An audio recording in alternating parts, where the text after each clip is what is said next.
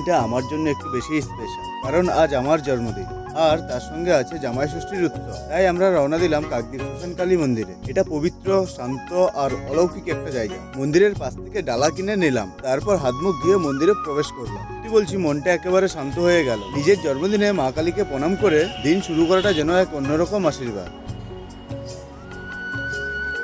তো আমরা এখন পুজো দিয়ে বেরিয়ে পড়েছি মন্দির থেকে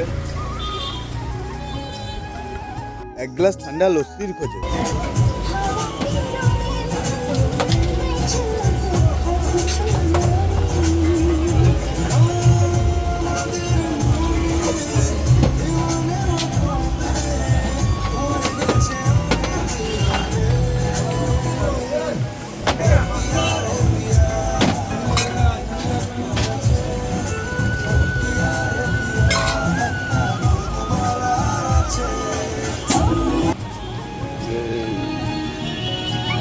ওভারলোড হয়ে গেছে।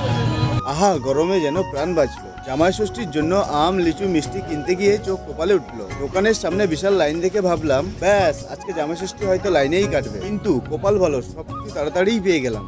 মন্দিরের হাতে দিয়ে চলে এলাম শ্বশুর বাড়ি। জামাই ষষ্ঠীর মেজাজ তখন টপ গিয়ারে। এইরকম আরো ঘরোয়া মুহূর্ত, মিষ্টি ব্লগ পেতে চাইলে আমাদের ফলো করো। শাশুড়ি মা আজ যা রান্না করলেন, একেবারে রাজকীয় ভোজ। জীবনের কিছু মুহূর্ত এমন হয় যেগুলো শুধু মনে নয়, ক্যামেরায় বন্দি করে আবারও দেখতে ইচ্ছে করে। আজকের দিনটা আমার জন্য শুধু একটা জন্মদিন বা জামাই ষষ্ঠী নয়, ছিল ভালোবাসা, যত্ন আর পরিবারের সঙ্গে কাটানো অমূল্য সময়। তোমাদের সাথে আবার দেখা হবে পরের এক নতুন দিনের গল্প নিয়ে। ততদিন পর্যন্ত হাসি খুশি থেকো, সুস্থ থেকো আর পরিবারের সঙ্গে সময় কাটাও। ভিডিও ভালো লাগলে বন্ধুদের শেয়ার করো।